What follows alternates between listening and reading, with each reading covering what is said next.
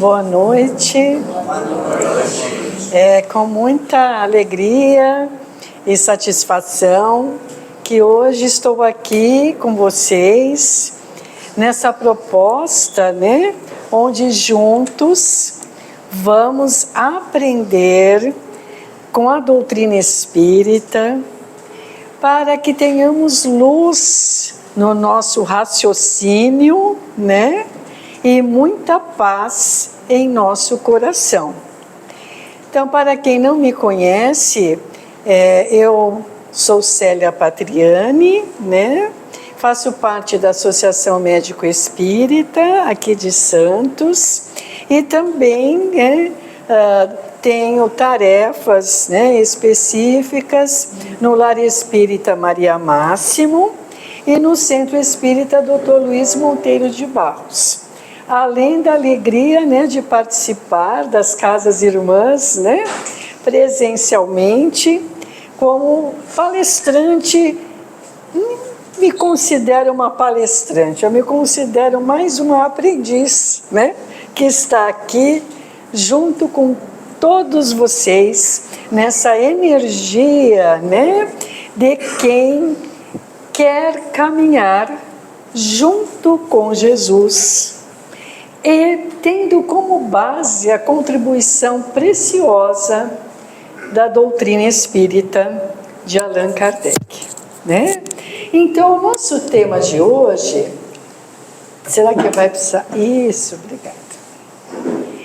É multiplicação de pães e de peixes por Jesus. Então, este é um tema que está no Evangelho. Obrigada.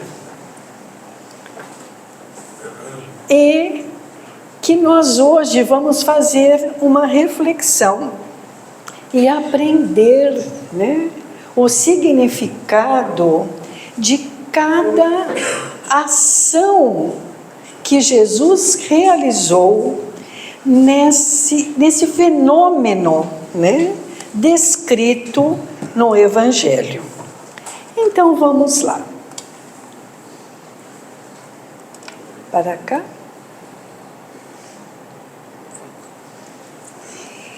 Bom, esse tema está em Mateus, no capítulo 15, de 32 a 39. E Jesus, chamando os seus discípulos, disse: tenho compaixão da multidão, porque já está comigo há 3 dias, e não tenho o que comer, e não quero despedi-la em jejum, para que não desfaleça no caminho. Opa! Devagar. Pronto. Foi muito. Acho que está indo rapidinho. Eu passo para você. Oi? Eu passo para você. Você passa para mim? Uhum. Obrigado, querida. Acho que eu estou... Mas não tem problema, ele é meu amigo, é só uma questão de adaptação. Obrigada. Muito bem. E os seus discípulos disseram-lhe: de onde nos viriam num deserto tantos pães para saciar tal multidão? E Jesus disse-lhes: quantos pães tendes? E eles disseram: 7 e uns poucos peixinhos. Então mandou a multidão que se assentasse no chão. Olha que interessante, a primeira medida de Jesus, né? Pediu para todos se acalmarem, né? Ficarem numa situação de serenidade, sentarem, né? Olha que interessante. E tomando os 7 pães e os peixes, e dando graças, outro detalhe importante: antes de qualquer ação, o que fez Jesus? O que é dar graças? É se conectar em gratidão em amor com Deus, nosso Pai. Né? Partiu-os e deu aos seus discípulos. E seus discípulos a multidão. E todos comeram e se saciaram. Ora, os que tinham comido eram 4.000 homens, além de mulheres e crianças. Então, olha o fenômeno realizado por Jesus, né? Então, mais de 4.000 homens, além de mulheres e crianças. Muito bem.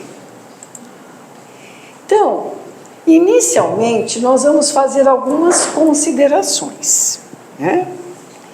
A multiplicação de pães e peixes para saciar a fome da multidão está registrada nos relatos dos 4 evangelistas, com mínimas diferenças entre si.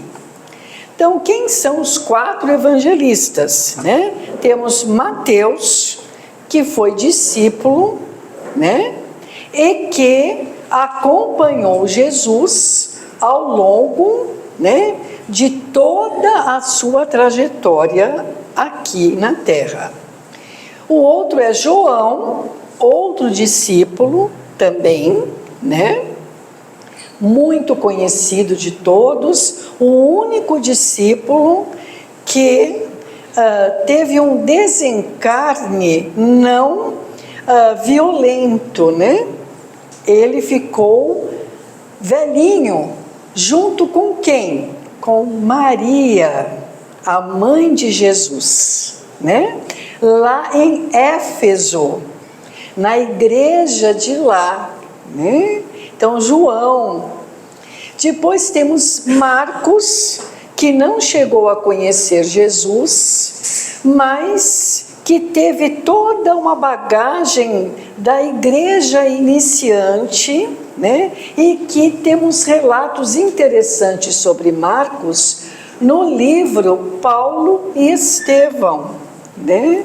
Onde toda essa história, né, sobre Paulo, né, que é o grande divulgador, né, do Evangelho, depois que Jesus retornou à pátria espiritual, né? E nesse livro de Emmanuel, que eu sugiro, né, que vocês possam ler, é muito interessante porque conta toda essa parte da igreja nascente, né? E de toda a história da vida também de Paulo. E finalmente o evangelista Lucas, né? Lucas também, né, não conheceu Jesus, mas entra, né, nessa condição de evangelista por conta, né, dos pergaminhos de Mateus, e que ele levou até Maria, lá em Éfeso, onde fez a complementação através dos relatos de Maria. Então, tudo isso está descrito nesse livro, Paulo e Estevão, que eu estou sugerindo para vocês que se interessam pelo assunto. Então, por que esse detalhe é importante, né? Porque, veja, é um fenômeno que foi extremamente importante. Foi um marco na história da presença de Jesus, né? Pela abrangência, pela condição extremamente assim vulnerável de milhares de pessoas que foram, né, saciadas não só na sua fome física, orgânica, mas também na sua fome espiritual, né? E esse fenômeno é relatado pelos 4 evangelistas praticamente do mesmo jeito, né? E uma outra consideração importante é que esse fenômeno ele é considerado por algumas teologias cristãs como um milagre realizado por Jesus, né? Então, isso merece um destaque na nossa reflexão de hoje, porque milagre, né, é algo que Allan Kardec vem esclarecer, né, com muita propriedade nas obras básicas, né, que milagre é algo que não é compatível com as leis divinas. Então, vamos continuar, né? Então, o Espiritismo vem nos esclarecer que as leis da natureza são perfeitas e imutáveis, pois revelam a sabedoria de Deus. Portanto, não se trata de um milagre, ainda que o conhecimento humano não seja capaz de oferecer uma explicação completa. Tá? Então isso é muito importante, porque Allan Kardec sempre nos incentiva a nós edificarmos através do estudo uma fé raciocinada, porque precisamos de argumentos lógicos e racionais para que a nossa fé não se transforme numa fé cega, porque diante dessa fé, né, que fica ao sabor, né, muitas vezes de determinados dogmas. O que são dogmas? Dogmas são determinadas bases teóricas que não podem ser questionadas pela razão, né? Então, muitas vezes, nós ficamos à mercê de um processo reducionista, quando, na realidade, estamos aqui para ampliar, né, a nossa compreensão, porque é nesse caminhar que nós vamos tendo mais segurança e vamos edificando a nossa fé raciocinada. Por que isso é tão importante? Porque todos nós somos seres humanos, falíveis, instáveis. Hoje nós estamos animados, amanhã a gente está assim, se sentindo incapaz. Hoje nós oscilamos como seres humanos, né? Principalmente diante das situações de aflição, das situações de sofrimento, e chegamos até ao absurdo nessas situações dolorosas de nos sentirmos abandonados por Deus. Olha só como a nossa fé, ela fica ao sabor das circunstâncias. E o que nos conecta com Deus? Né? Um coração aberto que quer ajuda e um raciocínio lógico que nos permita aceitar e compreender, né? Então, por isso é que essa consideração, né, de que a multiplicação de pães e de peixes por Jesus não foi um milagre, né?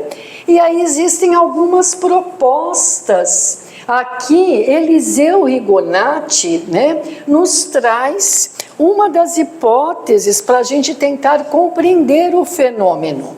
Então, ele afirma que pode ter sido um fenômeno de materialização dos alimentos, pela ação do poderoso magnetismo de Jesus, que por seu sublime amor desejava saciar a fome física da multidão, né? Então essa é uma hipótese, né?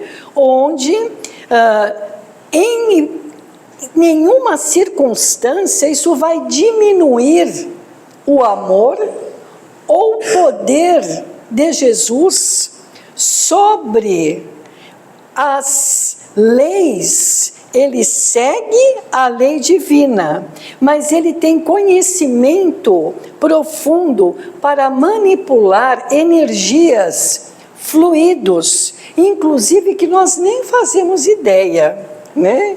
E na condição em que nos encontramos, não é? Então, por isso é que Jesus era capaz, com a sua força magnética, com a sua condição de sublime amor, aliado à sabedoria divina, ele era capaz de curar instantaneamente. E vocês sabem disso. Curar, inclusive, à distância, instantaneamente, né? Então, aqui, esse fenômeno, né, pode ter sido, na hipótese, né, espírita, um fenômeno de materialização de pães e de peixes magnetizados, né, para que houvesse essa condição de saciar a fome física da multidão.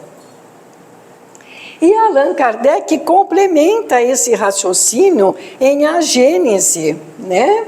Ele nos diz, diante das divinas palavras impregnadas da energia amorosa e do poder magnético de Jesus, as pessoas se sentiam saciadas, sem a necessidade material de se alimentar. Né? Então é toda uma circunstância em que Jesus revela mais uma vez o seu amor, né, incondicional para cada um de nós, e ao mesmo tempo a sua condição de espírito puro e de plena conexão com as leis divinas, com a sabedoria divina. Porque se nós formos pensar hoje, em pleno século XXI, quem é o cientista mais completo que existe na Terra? Jesus. Quem é o filósofo mais sábio? Jesus. Quem é o ser que nos conecta a Deus? Jesus. Porque Jesus, para nós, é a fonte de todo o divino amor. Ele veio com essa missão, por ser o governador planetário. Isso significa o quê? Quem criou o planeta Terra? Jesus.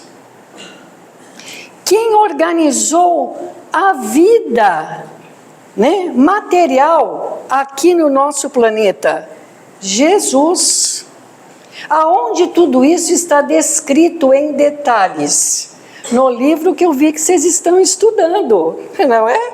A Caminho da Luz, de Emmanuel, não é? Então, gente, nada está fora do controle de Jesus. Nada. E Jesus não falha. Portanto, neste momento, quem tem o controle de tudo o que acontece no nosso planeta? Jesus. É Ele que está no controle. E não as nossas perturbações mentais. Dá para perceber a diferença, gente? Isso nos dá uma segurança. Isso nos dá uma esperança. Isso nos dá uma força, porque Jesus está conosco, agora, sempre conosco, aonde nós nos encontramos, né? Então, isso é muito importante para a nossa reflexão de entendimento de mais um fenômeno realizado por Jesus, mostrando a sua misericórdia, a sua compaixão e trazendo um ensinamento para os discípulos, que é isso que nós vamos verificar aqui na nossa noite de hoje. Porque enquanto discípulos de Jesus, enquanto aprendizes de Jesus, que todos nós somos, nós aqui os encarnados e todos os desencarnados, não é? Então, Jesus, neste fenômeno da multiplicação de peixes e de pães, ele nos traz um ensinamento. E é isso que nós vamos fazer também a nossa reflexão nesse momento. Então, está nesse livro Vinhas de Luz, a lição 91, né, que se chama Migalha e Multidão. Então, para quem não conhece, Vinha de Luz, entre outros livros de uma série, Fonte Viva, Caminho, Verdade e Vida, são livros onde Emmanuel, né, através da psicografia de Chico Xavier, pega trechos do Evangelho e a partir desse trecho ele desenvolve lições filosóficas, lições profundas para o nosso entendimento espiritual. Tá? Então, Emmanuel é uma referência, né, para cada um de nós, onde vamos aprender sempre a perceber, né, ensinamentos muito significativos através de Emmanuel. Então, ele vai pegar esse mesmo trecho do Evangelho que nós estamos vendo hoje. Por isso é que se chama Migalha e Multidão. E tendo mandado que a multidão se assentasse sobre a relva, tomou os 5 pães e os 2 peixes, e erguendo os olhos ao céu, os abençoou, e partindo os pães, deu-os aos discípulos e os discípulos à multidão. Mateus. Então, Emmanuel começa o seu ensinamento nos dizendo: ante o quadro da legião de famintos, qualquer homem experimentaria invencível desânimo, considerando a migalha de 5 pães e 2 peixes. Mas Jesus emprega o imenso poder da bondade e consegue alimentar a todos sobejamente. Observemos, contudo, que para isso toma os discípulos por intermediários. O ensinamento do Mestre nesse passo do Evangelho é altamente simbólico. Olha, Jesus tinha poder para fazer o mesmo fenômeno sozinho, mas ele pede a colaboração dos discípulos. Emmanuel nos avisa: quem identifica a aluvião de males criados por nós mesmos, pelos desvios da vontade na sucessão de nossas existências sobre a terra, custa a crer na migalha de bem que possuímos em nós próprios. Então, o que Emmanuel quer dizer com isso? Que se nós formos ter um olhar nos nossos defeitos, nas nossas limitações, na nossa ignorância espiritual, dificilmente nós vamos perceber a migalha de bem que existe em nós mesmos. E que migalha de bem é essa que existe em nós mesmos?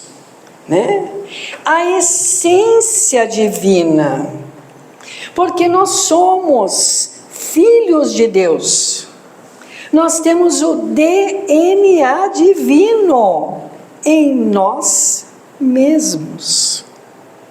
Portanto, nós somos seres de luz. No entanto, estamos em processo de evolução e de aprimoramento. Então, ainda, podemos afirmar, somos criaturas ainda, vamos dizer assim, muito rudes, muito ainda iniciantes, muito ainda limitadas na questão de todo o potencial que temos o poder de desenvolver. Então, em outras palavras, nós somos seres de luz, somos seres espirituais criados com essa essência divina de amor. O amor está em nós, o bem está em nós, a bondade está em nós, a compaixão está em nós, a misericórdia está em nós, em forma de latência. Assim como uma sementinha da macieira já traz nela, em potencial, a árvore completa. Então, nós somos seres espirituais, filhos de Deus, imortais, não é? Sempre vamos existir. E trazemos em nós essa essência divina de amor, de luz, em estado de potencial, que precisamos desenvolver. Por isso Emmanuel aqui nos afirma, nosso olhar não pode se fixar nas sombras, nos erros, nas limitações, nas perturbações, nas doenças. Olha como ele vai nos explicar de maneira muito clara. Aqui corrói a enfermidade, além surge o fracasso, acolá manifestam-se expressões múltiplas do crime. Como atender às necessidades complexas? Muitos aprendizes recuam ante a extensão da tarefa. A massa de nossas imperfeições ainda é imensa. Em toda parte há moléstias, deficiências, ruínas. Não é? Se nós não estamos negando ainda a nossa condição humana, ainda a nossa condição de seres falíveis, que erram, que oscilam, que cometem desajustes, que falham, mas nós não somos reduzidos à sombra. Nós não somos criaturas fadadas a permanecer no sofrimento. Porque da onde vem todo o sofrimento?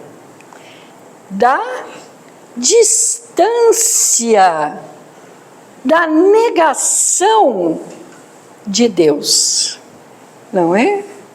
Porque nós nos afastamos da orientação divina por conta do nosso orgulho, por conta da nossa vaidade, por conta da nossa teimosia. Mas nós não somos só erro e falha, não é? Olha o que Emmanuel nos afirma. É imprescindível, no entanto, não duvidar de nossas possibilidades mínimas do bem. Gente, se nós formos nos comparar com Chico Xavier e formos esperar estar na condição espiritual de Chico Xavier para fazer algum bem, como é que vai ser, gente? Ninguém aqui precisa ser igual ao Chico Xavier, porque cada migalha do bem que nós somos capazes de fazer, aonde a gente estiver, ela será usada por Jesus. Porque Jesus tem esse poder de usar as nossas ações, os nossos pensamentos, os nossos sentimentos, as nossas migalhas de amor, para que esse amor, essa atitude, essa ação possa sim ser ampliada, porque vai estar, né, no fluxo do seu pensamento divino, né? Então, na verdade, nós temos que diminuir a nossa arrogância e querer ser perfeito, e querer ser melhor, e se achar alguém importante. A importância não está onde nós consideramos. É isso que Emmanuel vem nos chamar a atenção. Isso é maravilhoso, porque é um grande incentivo para a nossa renovação espiritual, né? Nossas migalhas de boa vontade, na disposição de servir santamente, quando conduzidas ao Cristo, valem mais que toda a multidão de males do mundo. Não é? Essa é uma frase, né? Para a gente deixar assim, sabe, no celular, quando a gente, né, faz assim no celular, né? E lê. Gente, vocês sabem que a leitura de pensamentos com essa energia amorosa, com esses ensinamentos, para que a gente se liberte, né, do imobilismo. Isso sim é perigoso. A gente ficar travado, né, que nem uma estaca, com medo, com revolta, com ódio, reclamando, se queixando, exigindo e continuando estaca.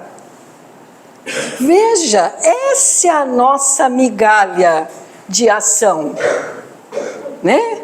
Essa é a nossa pequena contribuição. Sair da posição de estaca, né?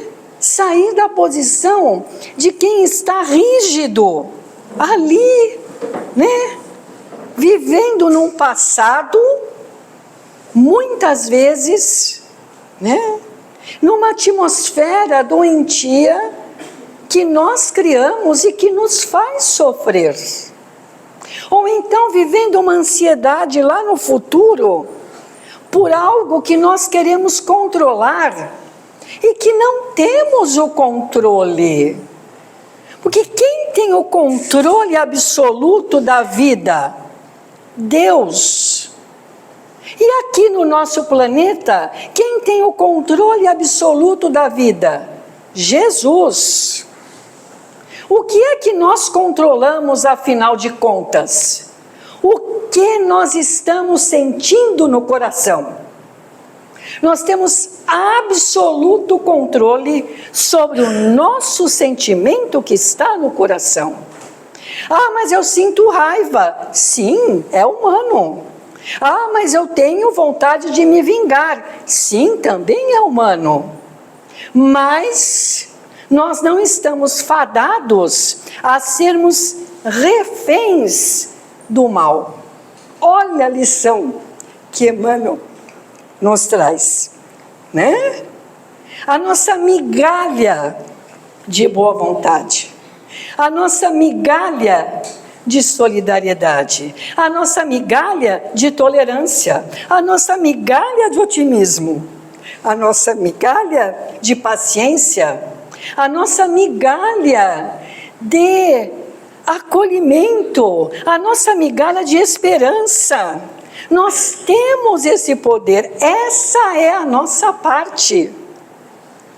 E na medida que a gente vai trabalhando, porque isso é trabalho, percebem? Isso não é ser estaca, isso é movimento, isso é trabalho, isso é energia em movimento, né? Isso é caridade, porque na medida em que a gente vai se sentindo mais firme, mais capaz, se sentindo mais filho de Deus, não é? E não alguém que está deserdado, não, nós somos herança divina, né? E na medida que a gente vai aos poucos tendo esse desenvolvimento interno, porque é olhar para o próprio coração. E não é para olhar para o coração dos outros, é olhar para o próprio coração. Né? Então, se a gente sente raiva, a gente pode, né, dar uma pequena pausa na raiva e falar: puxa, eu posso fazer diferente. Eu não sou obrigada a ficar me sentindo mal com essa raiva. Porque toda vez que nós nos afastamos, né, desse movimento de caridade e de amor, a gente se sente mal. A gente fica, né, naquela angústia. Por que a gente fica na angústia? Para que a gente volte para o caminho, que é a nossa essência. Né? A gente se sente em sofrimento porque é o sofrimento que nos acorda. Olha, é um aviso, olha, né? Não está legal esse caminho que você está andando. Esse caminho que você está andando vai te levar a mais sofrimento. Mas olha, você não é obrigado a continuar nele. Você pode pegar um retorno ali, ó, junto com Jesus. Então, por isso, finalizando, né, a nossa gratidão a Jesus. Hoje, amanhã e sempre, Jesus que conosco está. Jesus que é nosso amigo, que é nosso mestre e que nos oferece, com o seu divino amor, como ele mesmo afirmou: vinde a mim, e eu os aliviarei. O meu jugo é suave, e o meu fardo é leve. Gratidão, Jesus.